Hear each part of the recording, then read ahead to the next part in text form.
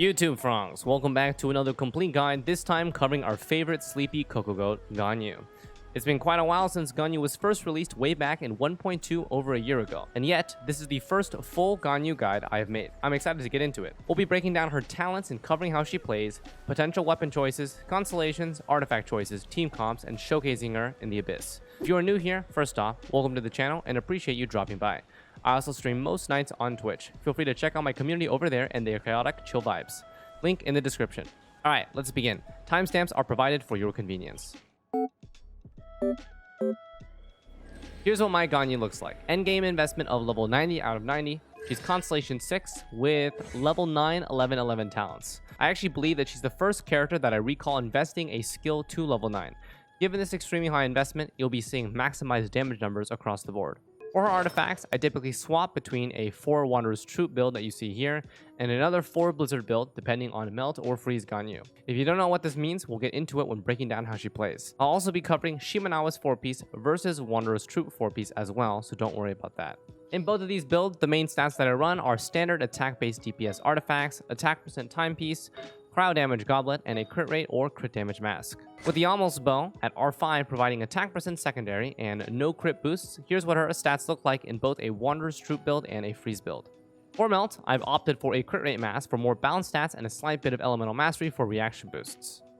For a freeze-oriented build, I've opted for a crit damage mask to maximize the effectiveness of 4-piece Blizzard's bonus and near zero elemental mastery. These are her stats with the Freeze build. So, how does she work? Let's take a look at her normal charge attack string first. So her normal attack string, besides meme build a physical Ganyu, which I definitely have not done before, is not too useful. Her charge attack, however, has one of the most unique designs for a left-click hold in the game, especially as a bow character. Her charge attack has 2 levels. The first is the normal bow charge shot that infuses with the character's element. Level 2, which activates shortly after holding through level 1, first fires the infused shot with the character's element, but then additionally blooms over the target spot, extending the travel time of the first shot into 6 mini shots that deal AoE cryo damage. Now, I mentioned extending the travel time of the first to specifically reference bow passives like the Amos, which benefit from this unique characteristic of an arrow's flight duration.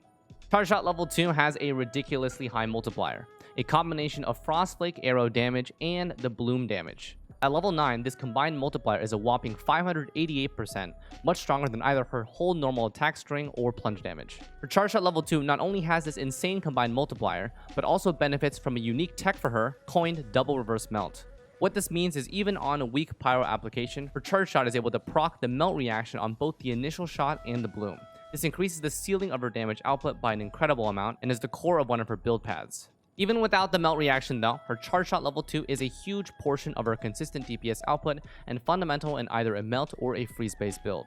Bringing her A1 passive as well, after the first Frostflake arrow, which is charge shot level 2, as long as you fire another within 5 seconds, the crit rate for the next one is increased by 20%. This also works even if your Frostflake hits absolutely nothing. You can see the buff around Ganyu in this demo. Elemental Burst. So this is the second core portion of her kit and the main focus of her freeze/burst based playstyle. Activating summons her Disco Ball, which summons 50 of these ice shards that each deal AoE cryo damage over a 15-second duration. At level 11, each shard has a 134% multiplier, and with a 15-second cooldown and 60 energy cost, this ability has potential for 100% uptime and high consistent damage potential without too much energy requirement. The AI of this ability is a little complicated though, but for the most part, her burst attempts to hit about 10 shards per target. Grouping enemies up focus funnels the shards over a small area to maximize the shard's potential AoE damage. Of the characters that provide AoE crowd control, Venti's burst has the strongest grouping over a small area, and thus has the highest scaling assist for Ganyu's burst. In this demo, I have removed their core artifacts and made their weapon level 1 to demonstrate the impact of Venti's burst with Ganyu's burst. Notice that even though the 50 shards distribute between 5 enemies, all 5 enemies are focused in one small area, so Ganyu's burst shards also concentrate to that one spot. This is comparatively different than the GeoVishap demo with only one target. Unfortunately, even though there are 50 shards, only 10 are guaranteed to hit each target, and after that, they are distributed pseudo-randomly across the remaining area. Also notice that once enemies start dying, remaining shards start to hit random spots within the field. With a 134% multiplier at level 11, theoretical maximum value is 50 by 134% for over 6,000% damage, but practically expect only 10 to 15 to hit per target, so about 1,500% to 2,000% over 15 seconds. On the topic of her burst, her Ascension 4 passive additionally grants 20% crowd damage bonus to active party members within the disco ball field. So those are the two most important parts of her kit. Remaining is her elemental skill, her Ice Lotus Taunt. This ability provides no immediate value beyond a taunt and energy generation. 2 crowd particles on summon and 2 crowd particles on bloom for a total of 4. The damage multiplier here is average, with the multiplier activating twice. First on summon and second on bloom. So at a level 11, total damage from her Ice Lotus is 502%, not 251%. So the main value from elemental skill is used for any gameplay advantages, for example, Shimanawa's activation or her own Constellation 6. At Constellation 6, her elemental skill is used as a quickscope proc to enable the no-charge Frostflake arrow. Here's a demo of what that looks like, and I'll show it again during Constellations. So for talent priority then, her charge shot and her burst have higher preference depending on the playstyle path. Melt Ganyu prioritizes charge shot over burst and then elemental skill last. Freeze Ganyu prioritizes elemental burst over the charge shot and still elemental skill last. In my opinion though, the charge shot and the burst both deserve level 8 or higher. Now time to dive into how she plays, and what Melt Ganyu, Freeze Ganyu, and even Support Ganyu means. We've broken down that her kit has 2 major sources of DPS, Charge Shot with a potential double reverse melt, and Disco Ball Burst AoE. This brings 2 major playstyles focusing on those major sources of DPS. Starting off with the lower risk and lower investment, Freeze Ganyu build. This involves abusing the freeze reaction and utilizing the 4-piece Blizzard 40% crit rate bonus. On top of 4-piece Blizzard 40% crit rate, Cryo Resonance also provides 15% crit rate, and Ascension 1 passive provides 20% to charge shots. So natural gain of 55 to 75% from external factors allows you to maximize attack and crit damage on your artifacts. What you're seeing here is the age-old famous Morgana team comp, consisting of Mona, Ganyu, Diona, and Venti. This playstyle maximizes all forms of her cryo damage and incentivizes AoE abuse to focus fire her burst shards over a smaller area to maximize DPS. And though it's not necessary to use, her charge shot level 2, which is the Frostflake arrow, also becomes very easy to land against frozen enemies. In order to pull this off easily, we need consistent off-field Hydro application. Mona and Kokomi are the go-tos, with Xingqiu after, requiring normal attack weaving to proc as water swords, and if all else, Barbara. AoE crowd control units also incentivize to group up the enemies as best as possible for her burst damage scaling and providing resistance shred via Viridescent Venerer. Venti is best case, with Kazuha and Sucrose as alternative options. More details on team building later in the video. Next is high risk, high investment, but max damage potential Melt Ganyu build. This involves abusing the Melt reaction for 50% increased damage scaled by Elemental Mastery, crit damage, and additional damage bonus. Because her charge shot can double reverse melt, huge multiplier layered on her Frostflake arrow gets double value off of a single pyro application. So with consistent pyro application, Ganyu can consistently pull off a chain of these reverse melt charge shots for maximized nuke DPS. However, this build and team comp is typically high investment to pull off the huge numbers that you may have seen in videos. Bennett is a necessary requirement for this build path, and from there, either an Anemo that can infuse a pyro burst, or Xiaoling to provide consistent pyro application to assist Ganyu's charge shots. Other high investment recommendations, Almost Bow for its unique passive, and full 4-piece artifact set like Wanderer's Troop that benefits charge shot damage. Here's what standard investment Melt Ganyu with 200% crit damage and R1 Almost Bow looks like. I'm at the Primo Geovish app since the Whopper Flowers don't have enough HP, and the Geovish app can be headshot for the guaranteed charge shot crits. Now here's what a higher investment, still with R1 Almost Bow, Melt Ganyu looks like with a 1050 Elemental Mastery Kazuha and 250% crit damage. Xiangling is not necessary since Kazuha's burst can infuse Pyro providing the application. Using Kazuha's double swirl tech as well to infuse Pyro burst, but also to swirl Cryo to buff Ganyu. You can see that the more investment poured into this playstyle leads to potential one-shot rotations. And yes, that 300,000 total reverse melt crit was with R1 Almost Bow, level 9 talents, and 250 crit damage. And finally, some quick notes on Support Ganyu. I'm not personally super fond of this playstyle, since it technically wastes her absurdly high multipliers, but I know a decent chunk of players are considering it. This particular playstyle leaves Ganyu strictly activating her burst off of cooldown to apply fast cryo application to multiple enemies, usually used as a melt enabler for a pyro main DPS like Hu Tao. Her burst uptime is much more important in this build and potentially warrants an energy recharge timepiece over attack percent. So no matter what playstyle you decide to choose, Ganyu's multipliers will pack a very heavy punch and is a staple in the cryo DPS department. Personally, I enjoy both playstyles very much. Constellation 6 allows for really smooth Melt Ganyu rotations where I can do double quickscope, and Freeze Ganyu is generally really easy autopilot and absolutely disgusting DPS even if you don't like to charge shot.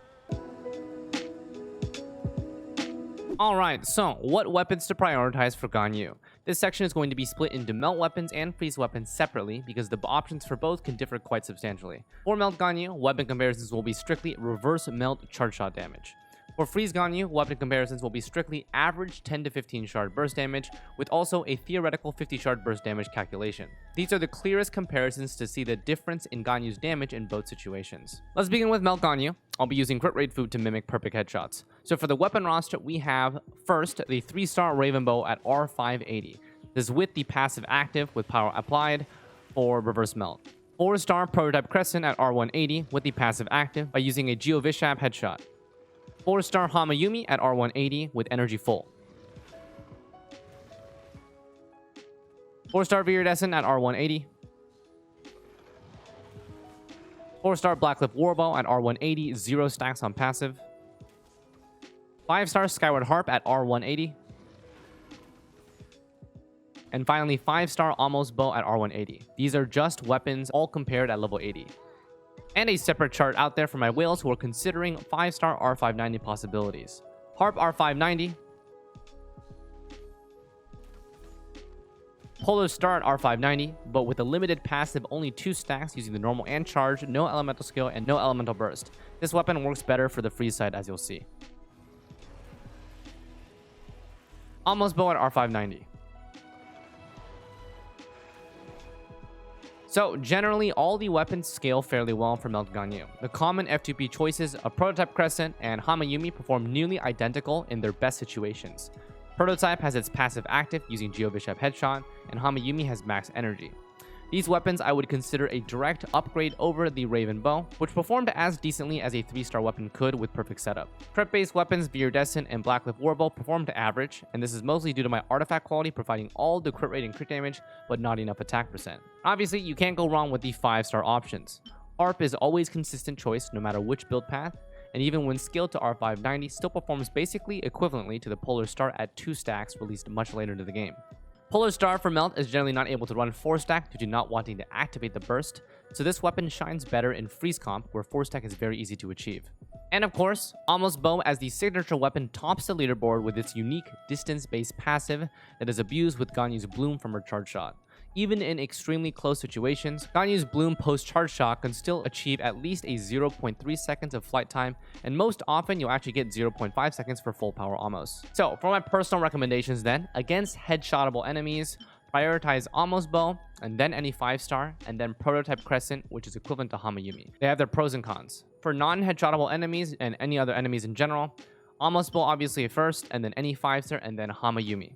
I'd stray away from the general crit weapons because you'll be stacking so much from the artifacts. Now onto Freeze Ganyu weapons. To remind, for Freeze Ganyu, weapon comparisons will be strictly average 10 to 15 shard burst damage, with also a theoretical 50 shard burst damage calculation. You can still use charge shots in this build, but the main focus of damage comparison will be the burst damage since that's the core aspect of her playstyle here.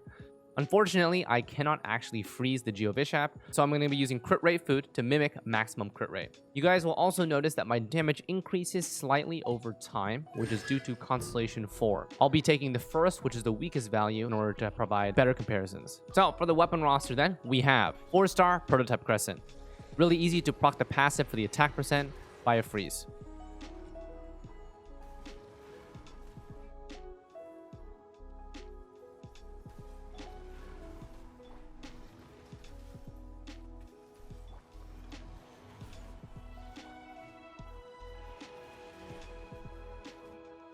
Four-star Viridescent at R180.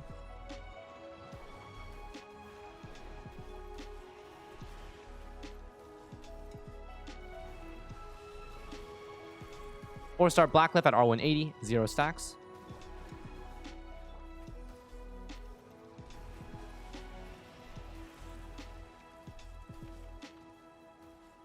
Four-star Alley Hunter at R580 with maximum passive with her being off the field.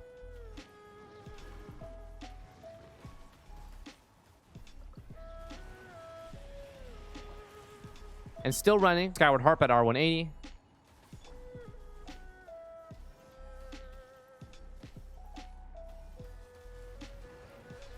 Almost bow at R180.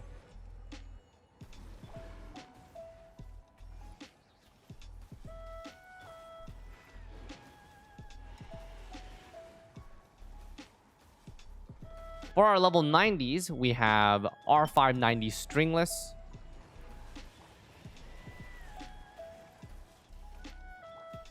R590 Harp,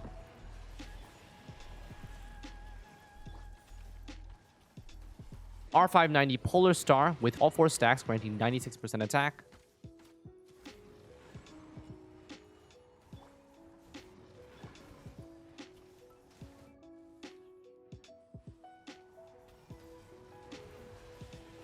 and R590 Almost Bow.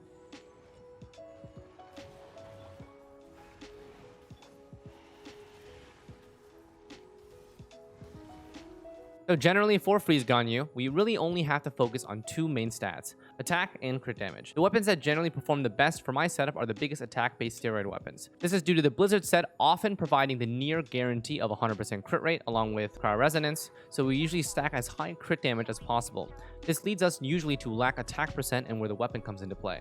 Prototype Crescent is a great FTP option for this and allows for really easy headshots for that additional attack percent that basically overshadows the rest of the lineup. The crit-based weapons, like I mentioned, fall really far behind since we already are so overcapped on crit damage. Alley Hunter and Stringless are still super solid 4-star options, with the Alley Hunter maximized when Ganyu is off-field.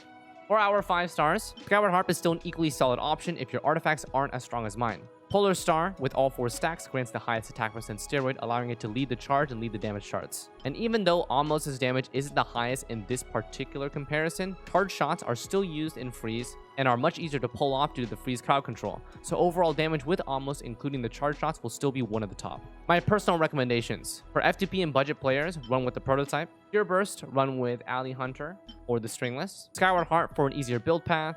Almost for weaving in charge shots. Polar Star for maximized attack, which usually assists with highest damage output. And lastly, those of you who wish to run Support Ganyu. In this specific instance, you can opt for any weapon in the Freeze category that we previously mentioned, and a special mention for Elegy for the End. This is a weapon of choice if running Support Ganyu for a Pyro DPS team for that Elemental Mastery transform. The attack percent is also nice, but it's majorly for the Elemental Mastery of 100 transferred to your teammates. And Favonius Warbow, which is the general energy utility weapon and provides a bunch of recharge as its secondary stat. These weapons won't be maximizing Ganyu's personal DPS, but are going to be having her as a stronger support. On to Ganyu's artifacts. We'll split off this section into 2 halves to accommodate for the different playstyles that she offers. First, high risk, max DPS, Melt Ganyu. There are 3 very powerful 4-piece sets that maximize the damage output from her charge shots. We have 4-piece Wanderer's Troop, which is what she's currently using here, 4-piece Shimenawa's, 4-piece Bolide, but that must run Zhongli Diona with her if that's set. 4-piece Wanderer's Troop has been and continues to be the staple for Ganyu's melt build, providing a solid 80 elemental mastery for increased reaction damage, as well as raw 35% charge attack damage increase for catalyst or bow users. This is the default go-to for melt Ganyu players that has been out since the inception of the game. With the introduction of Inazuma though, 4-piece Shimenawas introduced another alternative for melt Ganyu builds. For Ganyu, it is considered the slightly stronger but more restrictive version of Wanderer's Troop. A default 18% attack boost and a 50% normal charge plunging increase for 10 seconds requires the usage of her elemental skill and 15 energy. Melt Ganyu builds typically don't prioritize the usage of her burst due to potential for ruining melt reactions, so the energy requirement is typically a non-issue. And less mentioned, but still worthy, 4-piece Bolide Ganyu. This particular build is pretty rare, since it's not convenient to farm for 4-piece Bolide and requires a shielder. You cannot run this build without Zhongli or Diona, and typically I'd only recommend running this with Zhongli for his 100% uptime shield. This artifact path middle grounds at 40% normal charge damage increase, but requires the active character to have a shield. Slight assistance with 35% shield strength on the 2-piece set. Now, I am going to provide some 2-piece options, but keep in mind that Melt Ganyu's damage output loses quite a lot of value if not running either of these 4-piece sets. She's kind of dependent on the steroid they provide. So 2-piece options. We have Wanderer's Troop, Blizzard, Shimenawa's, and Gladiator. These provide the basic stats of Elemental Mastery, cryo damage, and attack percent to maximize her melt damage. So the difference between these builds then comes down to the comfort of you playing Ganyu. Shimenawa's requires attention to your abilities, but has a higher damage ceiling. Wanderer's Troop provides free elemental mastery and 0 requirement charge shot damage increase. 4-piece Bolide provides survivability on top of charge shot increase, but requires Zhongli or Diona for shielding. Now, main stats for Melt Ganyu can be broken down into two categories. What I'm currently running, attack percent, crowd damage bonus, and crit rate or crit damage mask. And the other alternative, which is elemental mastery timepiece, crowd damage goblet, or crit rate crit damage mask. So for the attack percent timepiece, aim for 100 elemental mastery, including set bonuses. That means the Wanderer's 4-piece troop giving 80 here, just aim for like 20 EM from the substats along with this. For elemental mastery timepiece, aim for 25% attack from the substats, even on top of Amos's gain. For the mask, I mentioned crit rate or crit damage, so it's choose whatever mask allows you to hit the threshold of a 50 crit rate to a 200 crit damage ratio. After 50 crit rate though, abuse the Ascension 1 passive for a plus 20% crit rate on your charge shots. And then use artifact substats to maximize your crit damage. Aim for headshots when applicable to guarantee crits. Here's what my Melt Ganyu stats look like with the crit rate mask, 64.5 to 208, and then with a crit damage mask, 40 to 250%. Now moving on to low risk, high DPS freeze Ganyu. Support Ganyu also falls into this category. So there's one major 4-piece set for freeze Ganyu that maximizes all crowd damage from her kit, 4-piece Blizzard Strayer. Should it be no surprise that running this 4-piece set provides insane value on freeze comps, providing an extra up to 40% crit rate against frozen enemies. Because this set provides so much innate value, it's one of those cases where forcing the set over subset value is highly recommended. Similarly to Melt Ganyu, I'm going to provide 2-piece options, but remember that the value lost from not running 4-piece Blizzard is quite massive. So 2-piece options: Blizzard, Noblesse, Shimenawa's, and Gladiator. I would prioritize 2-piece Blizzard, 2-piece Noblesse for raw crowd damage and burst damage increase. Shimenawa's and Gladiator are low value for freeze Ganyu, but still applicable. Better to force 4-piece Blizzard with really mediocre crit stats than to use Shimenawa Gladiator. Now, main stats for freeze Ganyu can also be broken down into two categories, but 99% of players will be running just the first one: attack percent, crowd damage, and a crit damage mask. And the other alternative is energy recharge timepiece, crowd goblet, and crit damage mask. For the attack percent timepiece, try to aim for 20 to 30% recharge from the substats. For energy recharge timepiece, aim for 20 to 30% attack from the substats. And for 4-piece Blizzard Strayer, always go crit damage mask. This is because for freeze Ganyu, she receives 40% from 4-piece Blizzard, 15% from crowd resonance, and this is a default 55% increase to entire kit.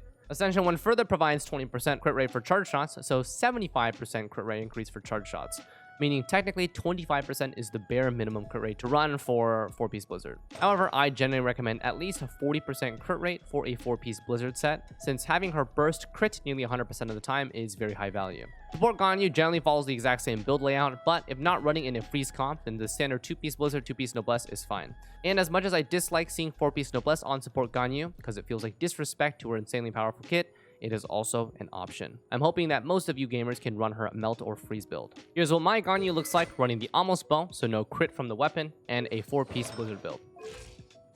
48.6 crit rate and a 240 crit damage. Lower recharge than I'd like though.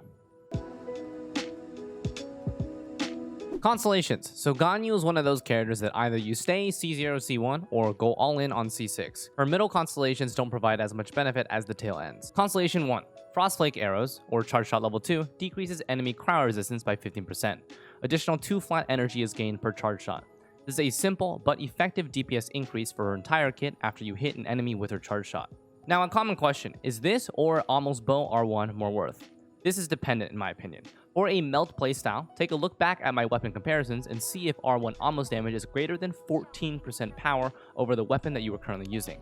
That's roughly the highest value 15% crowd resistance decrease gives. Usually, R1 Amos is going to provide a significant upgrade for melt, but it's still situation dependent. If you prefer freeze Ganyu, then in my opinion, Constellation 1 is higher value than any weapon upgrade because her damage is mixed burst and charge shot instead of purely being charge shot. Flat energy is also a quality of life increase for freeze Ganyu comps. Constellation 2, her elemental skill gains an extra charge. You can see this on the indicator of mine. This buff is not really noticeable until C6 for Quickscope Ganyu, which uses these as ammo. The additional energy, since you have 2 summons, is nice for freeze Ganyu though. Constellation 3 and Constellation 5, these are +3 levels to her burst and skill respectively. Constellation 4, enemies within her burst take increased damage over time, stacking by 5% up to 25%. This is a really nice increased damage constellation for freeze Ganyu and support Ganyu. You can notice a slight damage increase in some of my freeze Ganyu weapon comparisons. This generally equates to a 15% total DPS increase. C6, this is her quick scope ability. Removes the charge time of her charge shot after using her elemental skill. Combined with Constellation 2, she essentially has 2 quick scope shots. This makes her charge shot playstyle a lot more fun and easy to play. It just unfortunately costs a lot of money. Here's a demo again.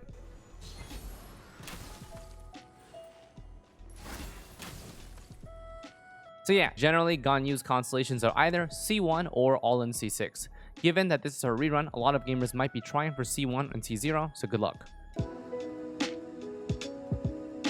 So, how to build around Ganyu. We've already split her role into 2 significant and 1 minor category. Melt, Freeze as the major ones, and Support as the minor category. Core Melt composition involves Ganyu plus Bennett. From here, either Xiangling or Kazuo Sucrose Venti as quick and consistent pyro appliers for Ganyu to melt. The last slot then comes down to your comfort. If you don't have C6 Ganyu, which 99% of you don't, prioritize a shielder so you don't have to be ping-ponged everywhere while you're trying to get a charge shot off on Ganyu. Xiangling is going to be your best friend with a sturdy 100% uptime shield. Diona is the other alternative with an 80% uptime shield. Toma unfortunately doesn't quite fit the bill because he needs normal attacks to stack shield strength, which Ganyu won't be able to provide consistently. If you have Kazuha, this unlocks her strongest nuke potential comps. Ganyu plus Elemental Mastery Kazuha plus Bennett plus 1. A full glass cannon adds Xiangling for more DPS and double pyro resonance, whereas a safety and survivability team comp adds Zhongli. The Melt team comp typically aims to kill enemies in very few rotations with the right setup. It's a high risk but a high reward comp. Now, how about Freeze? So this is the famous Morgana composition in front of you. It involves Ganyu plus Mona plus Venti and Diona. This particular comp abuses Venti's grouping for quadratic Ganyu's burst scaling damage, and Mona for burst omen damage buff and consistent Hydro application for freeze. Diona glues the team together with double cryo resonance, shielding, and emergency healing when necessary. However, with the addition of new units, Kokomi can slot in for Mona, Ayaka and Shenhe can slot in for Diona, opting for glass cannon build and limited survivability.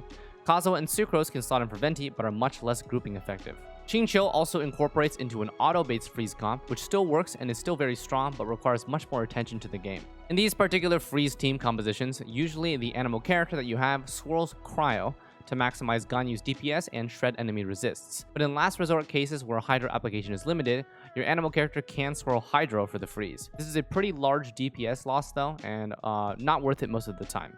Freeze team comps aim to lock the enemy and provide super comfortable and safe consistent DPS. Finally, support Ganyu. As mentioned, most of the time that Elegy Ganyu would be used is to support a Pyro main DPS. If she's still on a freeze team with Ayaka, for example, I wouldn't count that as a support Ganyu. That would just be double DPS comp with Blizzard Burst Ganyu and main DPS Ayaka. True support relegates her weapon and artifact set to as supportive a role as possible. Say for example Noblesse and Elegy for the end. In this particular position, Ganyu's burst is used as a quick cryo applier for easy melts for your pyro DPS.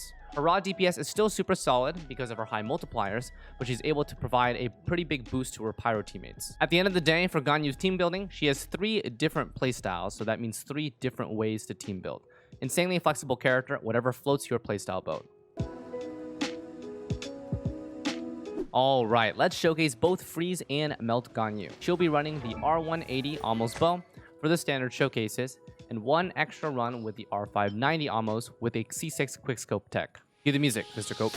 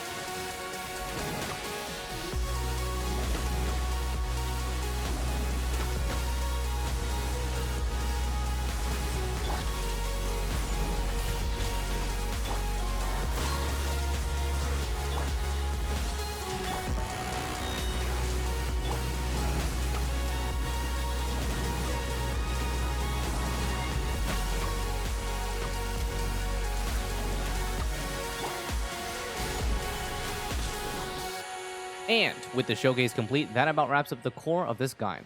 With a plethora of playstyles, Ganyu excels at dishing out massive amounts of crowd damage in both freeze and melt compositions. If this guide helped you understand Ganyu a little better, don't forget to like the video and subscribe to the channel if you haven't already. It's free and really helps the video get recommended and reach a broader audience. Thanks for watching, and I wish that everyone still trying to wish for Ganyu the best of luck. We'll see you on the next one. Take care.